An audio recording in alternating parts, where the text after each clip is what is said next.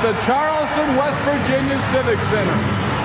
Marvin Smith and Wild Hair taking out the wall in Charleston, West Virginia. And there you see the damage as Marvin came through it. Wow, what a run and what a way to start 1990. Brand new truck. And that's not the way Marvin Smith wanted to indoctrinate it. But maybe that kind of shows us the attitude that Smith is going to enter 1990 with. Going all out every inch of the way, every time out. This time, a little bit too far. Here it is again. Smith coming at you now. Hits the cars, and you can see he kind of wheel stands, everything on the back. As he comes down, Smith was just unable to get it back under control. Veering off to the right side of the course, and bam, into the wall at the end of the Charleston Civic Center as the Wild Hair almost came through. The safety barricades actually did their job, or it would have been much worse for Marvin Smith and Wild Hair. He might have come completely through the thing. As we see him rolling out, it doesn't look like a substantial amount of damage to the Wild Hair. Chris Chapman's working her way back into the pits. She's going to have a word with Marvin Smith to see exactly what happened with the Wild Hair as the work goes on inside to repair the building. Marvin, not a very fun way to start 1990. You know, Chris, I thought I kind of enjoyed it. I mean, I didn't enjoy the ride, but at least, like I said, when we came out, put on the show. That's what we're here for. That's what we're going to do. Put on a show indeed. There you see him again, getting way up in the air.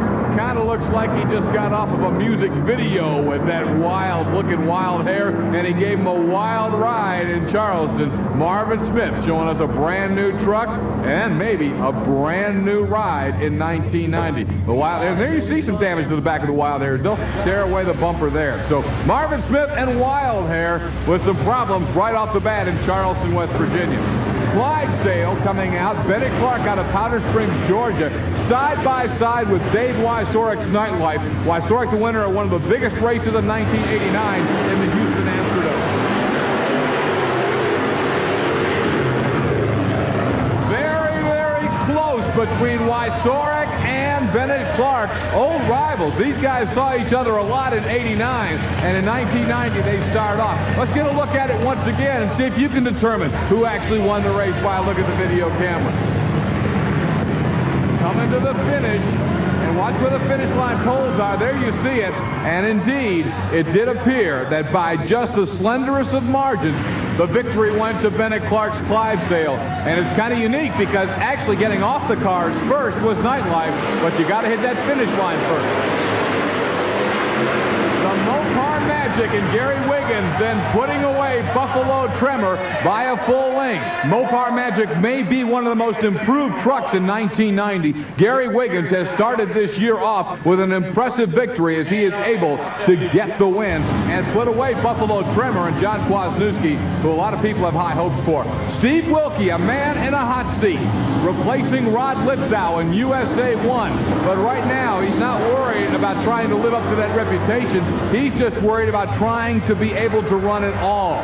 USA 1 is on fire at the starting line, unable to get her started. It's transmission problems and fire coming from underneath. A disgusted Steve Wilkie apparently is not going to be able to run here at Charleston, West Virginia Civic Center.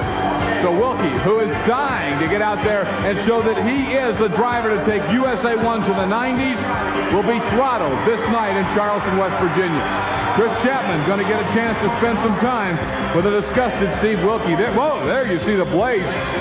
No hot dogs, a little fire extinguisher to put it out. Wilkie unhappy. The 1988 world champion, not starting 1990 as he had hoped. Steve, how do you feel? You get all the way to the line and then a torque converter blows and you're out. This is TV, Chris. I can't. Of course, it's disheartening. We were strong. You know, we'll be back tomorrow. But it's a sport. That's all I can say, really. Now, you're a little concerned that you got to the line and then you were pulled off the line. Tell me about that. Well, the rules say you have to bring the truck to the line, okay? And if you read between the lines, that means the light has to go green. The light didn't go green. I couldn't move.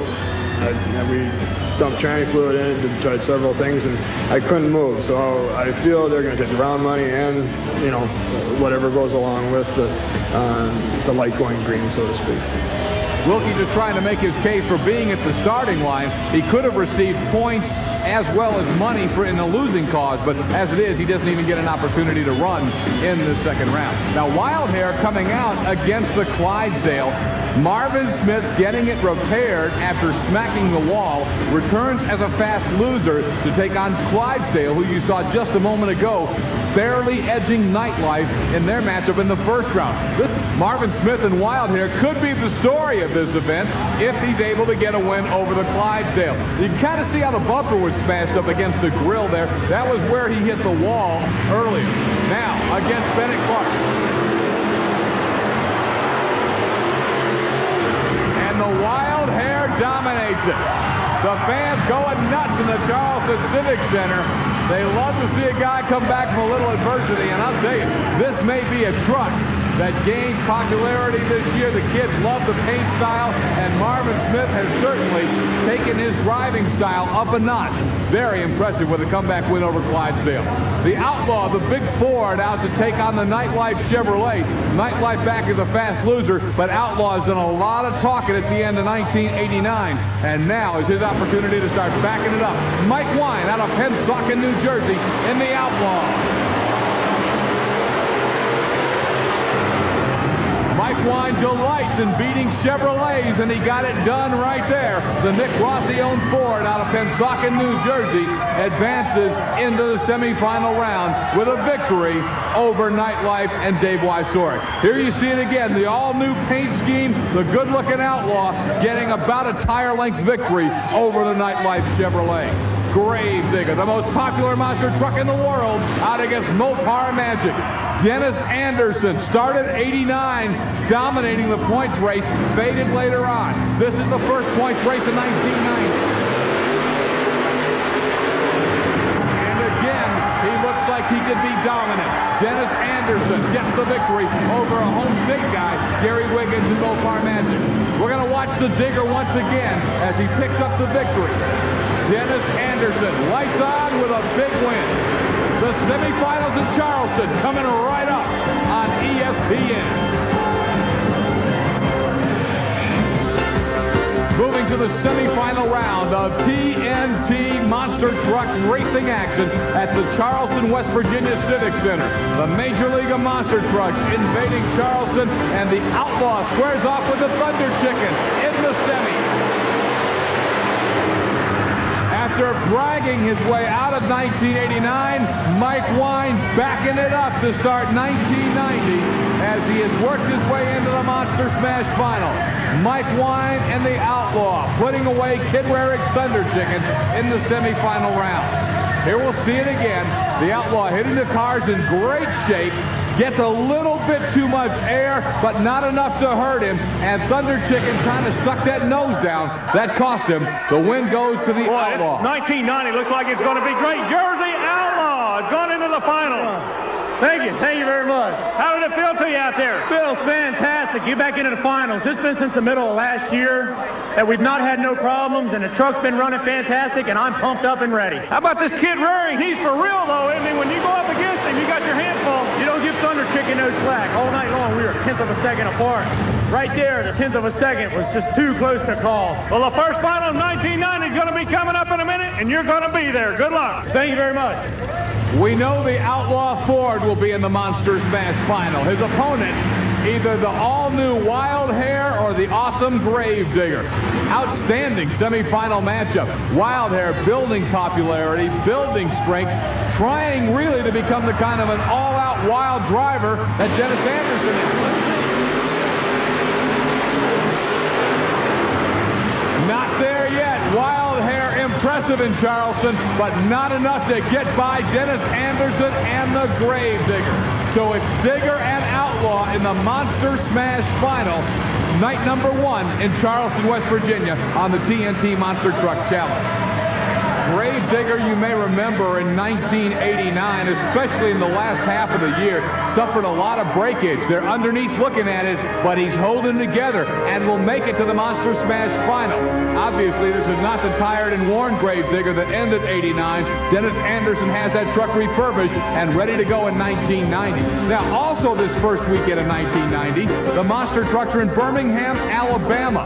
The semifinal round there on the first night features the defending world champion Equalizer and David Morris against Mad Dog and a new aggressive Bob Breen. Bob Breen taking over for Brother John, and look at this. He upsets the Equalizer. A stunning development in Birmingham. The other semifinal, Awesome Kong is back on the TNT Monster Truck Challenge. And back with an exclamation point. He blows away King Crunch and Scott Stevens. That sets up a final of Awesome Kong against Mad Dog. Welcome back, Awesome Kong. Indeed, Steve Kane says, hey, TNT Monster Trucks, look at me. I'm back, and I'm going to challenge for the world title. Awesome Kong wins it in Birmingham. Who will win it in Charleston? We're about to find out. The Monster Smash. Dennis Anderson's Gravedigger Chevrolet against the Outlaw Ford and Mike Wine. The rivalry of the 90s. Opens with a Gravedigger victory. Anderson puts away the Ford. Dennis gets the win. Gravedigger starts out in 1990, 1-for-1. Can he make it 2-for-2 in Charleston? We're going to find out when we come back on ESPN. Charleston, West Virginia on the TNT Monster Truck Challenge brought back the same competitors who had gone at it tooth and nail the first night in Charleston. Gravedigger was certainly in great shape. He had picked up a victory and had not damaged the equipment. But in the qualifying round, Wild Hair maybe tried to send him a message. What's the end of this race? Contact between Wild Hair and Gravedigger as they get together at the end of the track. And Marvin Smith just saying, hey, you may have beat me, but I know you're there, big boy. And the Wild Hair is not going to back off from Digger one iota in 1990. Let's watch him again. Actually, it's Digger who kind of veers off the course at the end, but Marvin Smith says, okay, Dennis, hello. Let me introduce myself. I'm the brand new Wild Hair, but Digger is looking good. What would happen after qualifying? They come back to meet side by side in the first round. Now again, they had just bumped at the end of the qualification run. We'll see what happens in their actual side-by-side race where the loser goes on the truck for the night and the winner comes back to the second round. Gravedigger, Wild Hair. Dennis Anderson against Marvin Smith, the superstar and the budding star, ready to go head-to-head. Green light.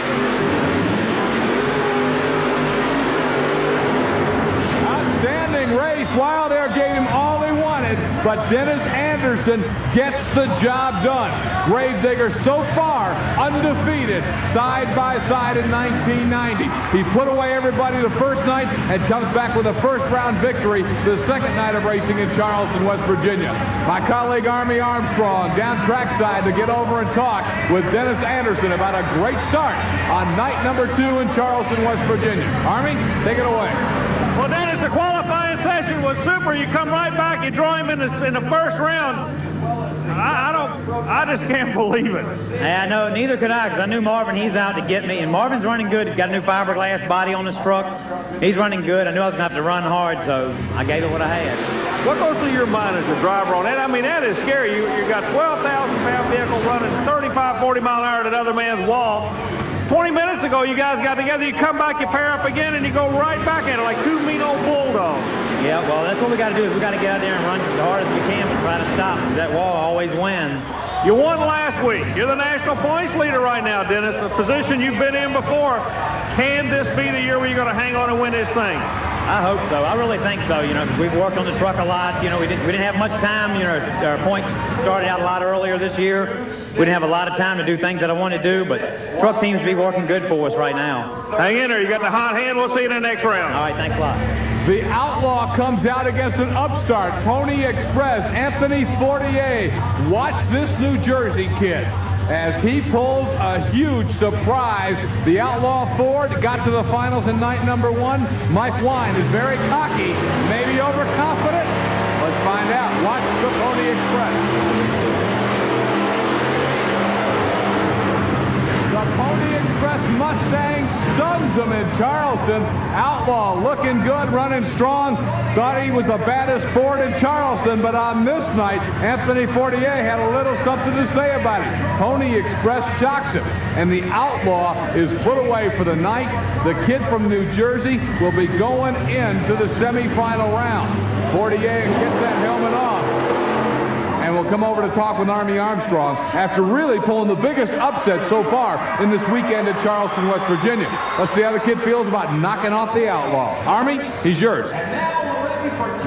Well, it looks like the Mac tools are working for you on that rascal tonight. You're laying down some super shots out here. Yeah, we're doing pretty good. It's all running good, and everything's coming together all in one shot. I had a real bad night last night. Put it all back together. I seem to be doing good. I hope to take it all the way. You run a lot of exhibition stuff all around the country. This is the first opportunity I've had to see you actually race with these TNT monster trucks. How do they stack up? Are they what you thought they would be as far as being tough?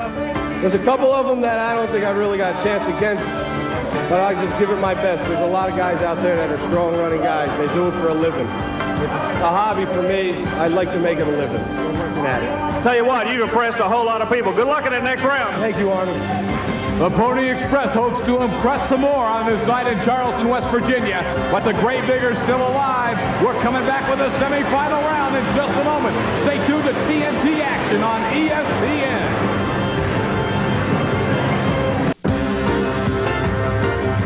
He has moved his racing operation to Kill Devil Hills, North Carolina. Pretty appropriate for the Gravedigger. Another North Carolinian is Mopar Magic. Gary Wiggins hails from Williamston, North Carolina. Gravedigger, Mopar, it's the semifinals. And it's a Gravedigger victory. Dennis Anderson puts away Gary Wiggins, and for the second night in a row at Charleston, West Virginia Civic Center, the Digger will be going in to the Monster Smash Final. Dennis Anderson's legions of fans not being disappointed. Charleston, West Virginia, 2 for 2 as far as getting to the finals. Can he make it 2 wins in a row? Army's going to talk to him about another final. Army, what's he got to say after that run? Dennis Anderson going to the finals, second night in a row, but every one of these guys that you're running against will do anything they can to beat you. It's almost a love-hate relationship, and you're not on the love end of it by any means. No, that's right, Army. I mean, every time I line up, I know nobody's not going to cut the Gravedigger any slack, so I got to give it all. Does it feel good to you tonight? Yeah, man, I'm feeling good. These people in Charleston are loving every minute of it. We'll see you in that final. Great. We'll see you later. Isolated on Dennis Anderson's Gravedigger. Boy, I'll tell you, he is running so strong to start off 1990. And again, so much breakage for him in the second half of 89. He has just got to be walking on clouds of confidence right now because Dennis never believes he can be beat if his equipment holds together. Couple of surprises here in the other semifinal. Kid Rarick's Thunder Chicken, Anthony Fortier, the kid from New Jersey, Pony Express. Here they go. Pony Express, not a regular on the TNT Tour, has shocked the field. He'll go to the final and meet the Gravedigger head-to-head. Let's watch it again. The Pony Express on the right side of your screen. Very impressive victory for the kid out of New Jersey. Anthony Fortier gets a crack at the Gravedigger, and I'll tell you, very good-looking young kid. The girls love him, and a lot of guys are liking the way that truck's running. The crowd's really getting into it. You're going to be going into the final representing the Ford camp. How's it feel to you out there? It feels good. It feels real good. Going up against a strong competitive. I'm going to give it my best, and I'm hoping to come out ahead of the game. In our last interview, you brought out the point that you're not a professional. You don't do this for a living. There's some trucks here you're kind of worried about. Is the Gravedigger one of the trucks you're worried about? Yeah, he's one of the big ones. He's one of the ones that I've always feared, and now I'm going to see what I can do against him. Does he have a psychological advantage over you, or can you put him away, or are you conceding that he's going to beat you? I don't think anybody's going to beat me. I have a mind. I go out and race, and I'm going to go out full all out. I'm not going to let nothing come between me and first place. I'm going to do my best. Dennis Anderson is used to being a crowd favorite, and he will be the crowd favorite as they stand for this final in Charleston, West Virginia. But make no mistake about it, there have got to be a lot of people pulling for the upstart, the Pony Express. And he shocks the monster truck racing world. The Pony Express and Anthony Fortier head-to-head. beats the Gravedigger in the final in Charleston, West Virginia. And Ford fans who are extremely loyal to their make have got to be loving this one.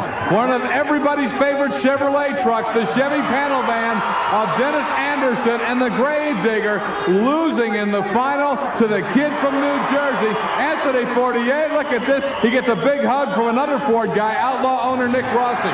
What a big, big victory. As you look underneath of the Gravedigger, they're working on that truck already, trying to get it set to go in a third run, which will be coming up in Charleston, West Virginia. But right now, the story is Anthony Fortier. Let's look at it again on replay. The very heavy Pony Express, I think, had an advantage with extra weight. He stayed low to the car and pulls the upset.